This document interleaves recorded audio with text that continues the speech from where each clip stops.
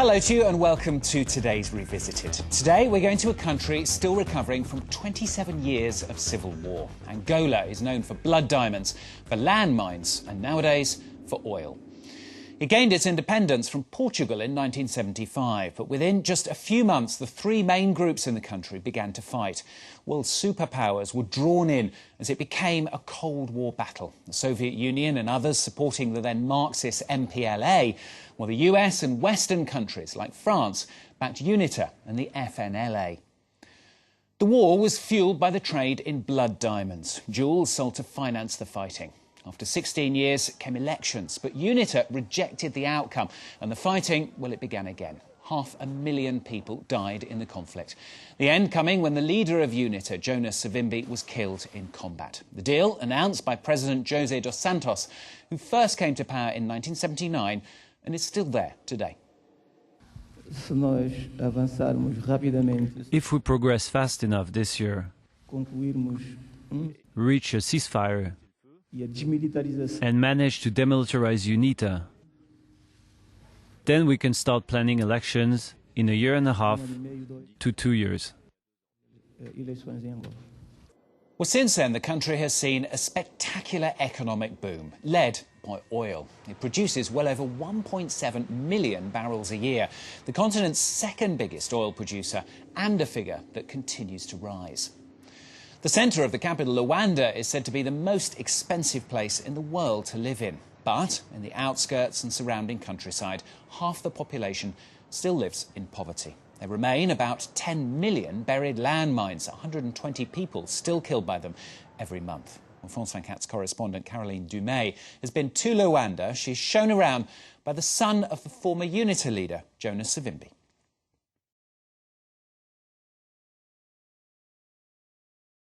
They call it the Dubai of Africa because it's the city that never sleeps.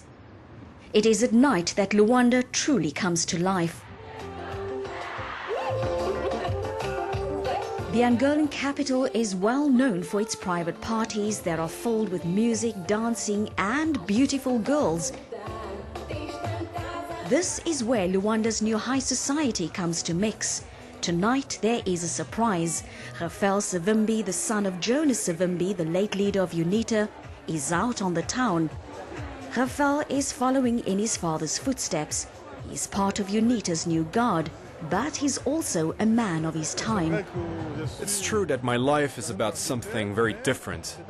But from time to time, when I have a weekend free, when I have some spare time, I come here to see this kind of thing.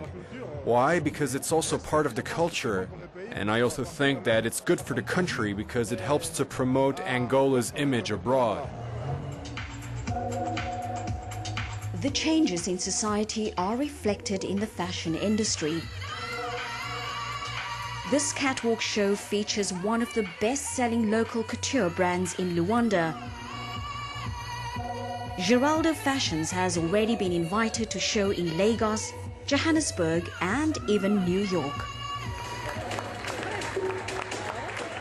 The dresses are the work of two young sisters, Delphina and Beatrice. Well, we're just more expressing, having an expression in the summer. We use very bright colors, and even the fabrics are very light fabrics which complement the tropical weather here in Luanda.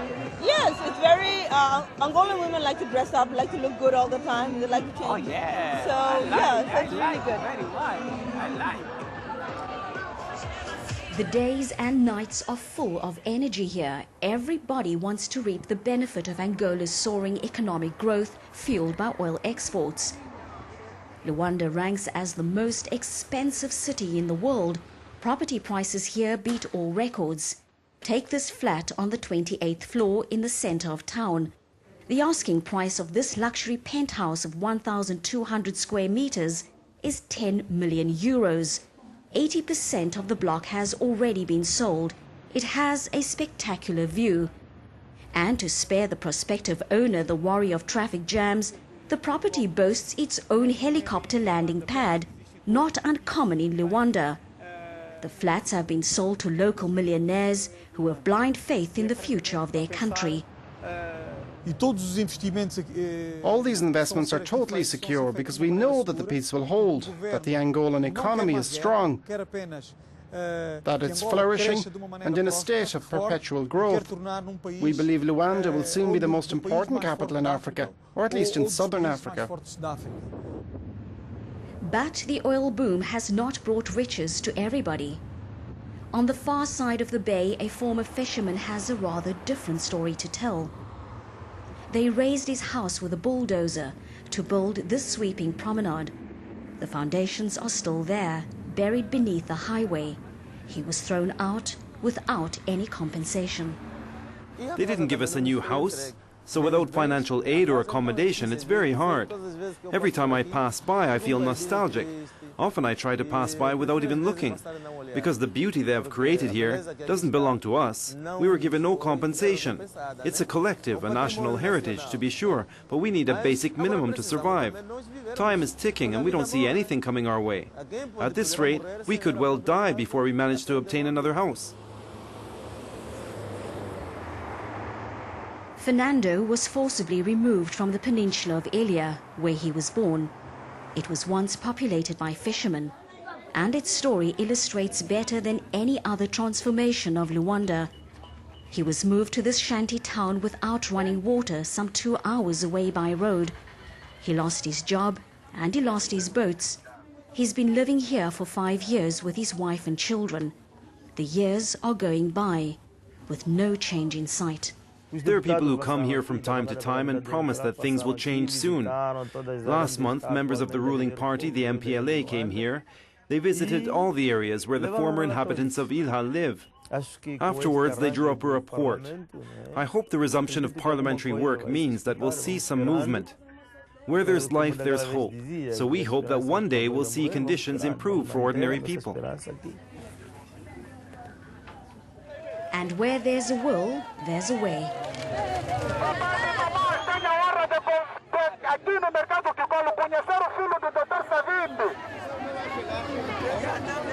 Away from the bright lights of the city, Rafael Savimbi is on the campaign trail. He's UNITA's National Secretary for Recruitment.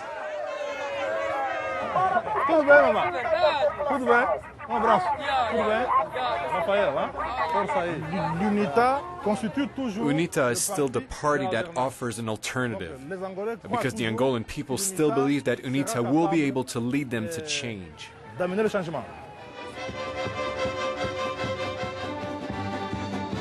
But in Angola, it isn't easy to change the tune. This country has been ruled by the same men since it gained independence from Portugal. Eduardo dos Santos has been in power for 33 years and controls everything. He fought against Jonas Savimbi for 27 years before finally emerging triumphant from the civil war. He runs the country with an iron fist. His party controls the media, while his relatives and a few close allies have an ever tighter grip on the country's economy. Because Luanda is also a capital of inequality. It is a city where yachts and canoes sail the same waters. A city where highways tail off into gravel roads. In Luanda, we have a real problem with roads. The traffic jams are really terrible. But in the same way, there are also big problems with garbage and with access to clean water. One has to see the other side to things. We went to visit the offices of UNITA, where Rafael Savimbi was welcomed with one of the party's oldest songs.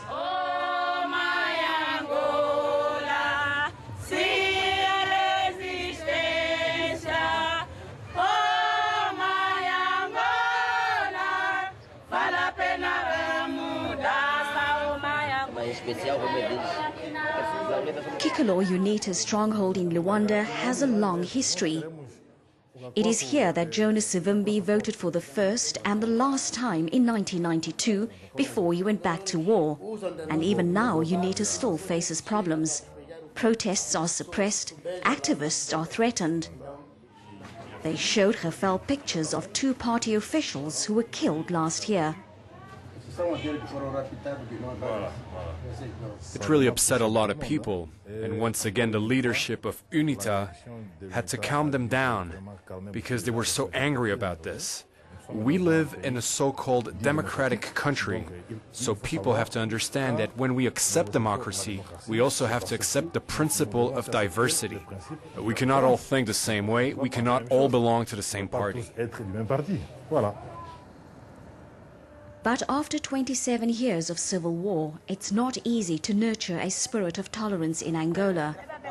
Luanda has opened a museum dedicated to the war in this 16th century Portuguese fort, as if to turn the page on a war it hopes has ended forever. Children are taught that the Cold War turned their country into a battlefield, that the Americans and South Africans were their sworn enemies, that Cuba saved them, that the war only came to an end when Jonas Savimbi was assassinated in 2002. But nothing is said about the exact circumstances in which Rafael's father was killed. Military officials described the museum as a step towards national reconciliation. This is about the history of Angola, the whole history of the country since the beginning. We created it in consultation with all the parties. There is no split or partisan vision here. It represents everybody's point of view.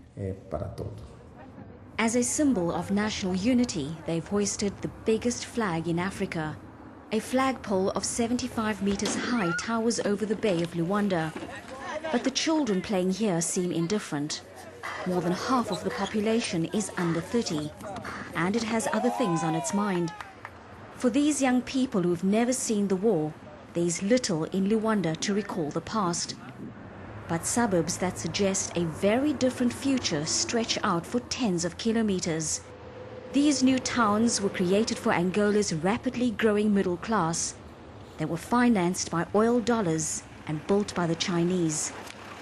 It is in one of these new districts that we rejoin the Geraldo sisters, the two designers much in demand in Luanda. They moved in at the end of 2010 when they returned from exile. The daughters of diplomats, they are among those Angolans who were raised abroad and came back with the advent of peace. They have no regrets. There's lots of people coming in with new ideas and new opportunities, so the best time is now. Yeah, especially for the youth, for the young people, the best time to definitely start any business apart from fashion.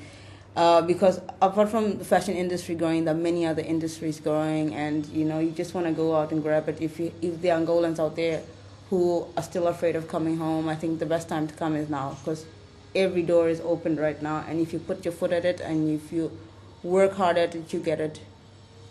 And we had lots of our parents did not have the chance, our grandparents did not have a chance, and we are just at the beginning, and we are given this opportunity, and I think we should all run at it.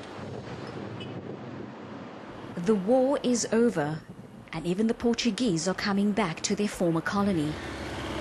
There are now close to 200,000 expats, 10 times more than 10 years ago. This businessman grew up in Angola. Now he has invested his entire fortune in the renovation of this popular restaurant, and he's preparing to bring over his wife and children who are unemployed in their home country. The future of the youth in Europe today? Look, I have two children, both educated. One is an economist and my daughter is a lawyer. But they have a hard time finding work and building a stable life, even though in Portugal they're in the country of their birth. As Angola is now a growing destination for Portuguese exports, he has also launched an import-export business and sells goods like watches and jewelry. In Portugal, he says, luxury products no longer sell. If you look at the economy of developing countries, they all have strong buying power. In fact, it's us in Europe who've lost that. But in Luanda, not everybody has the same buying power. Half of the city's inhabitants live on less than $2 a day. And if Fernando isn't reimbursed for the house he has lost, his children won't be going to university. The opposition, which forms only a tiny minority in parliament, struggles to be heard. But Rafael Savimbi isn't giving up. Before, people said all the problems in this country were one man's fault. Everybody blamed Savimbi. But 10 years after the war, people used to say after Savimbi, we will have peace, we will have water, electricity, we will have it all. But it's not like that. Angolans fought hard to benefit from their natural riches. The guns have fallen silent. But the wealth has not been shared. In Luanda, many have their doubts about an urbanization program that benefits only those who won the war. I don't think you should see peace simply as the absence of war. We also need to transform that peace into social peace.